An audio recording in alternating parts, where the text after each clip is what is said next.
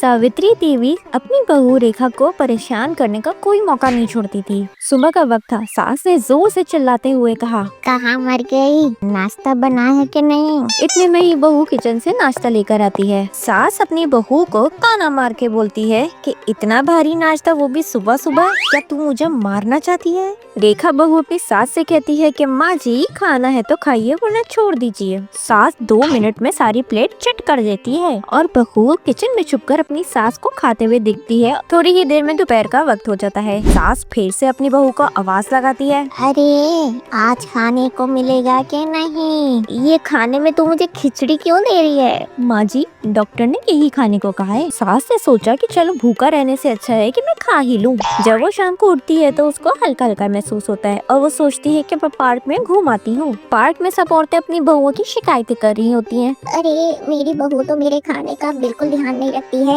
कभी किस टाइम खाना बनाती है, कभी किस टाइम खाना बनाती है। अरे ये तो खाने में इतनी मिर्ची बहू डाल देती है और मुझे तो डॉक्टर ने मना किया हुआ है। सावित्री देवी चुपचाप सुन रही होती है और घर आ जाती है। रात को बहू दूध का ग्लास लेकर आती है। माँ जी, ये आपके लिए अच्छा है। सावित्री देवी नखरे से बोलती है, तू तो मेरा कोलेस्ट्रॉल बढ़ाती है, और फिर खुद ही दूध पी जाती है। अगले दिन एक औरत बहू की शिकायत लेके आती है। वो बहू को डांट ही रही होती है कि सावित्री देवी उस औरत को डांट देती है और कहती है कि मेरी बहू पे सिर्फ मेरा हक है और अगर उसको किसी ने कुछ कहा तो मैं उसका मुंह तोड़ दूंगी। रेखा बहू हैरान रह गई और अपनी सास को मुस्कान के साथ देखने लगी।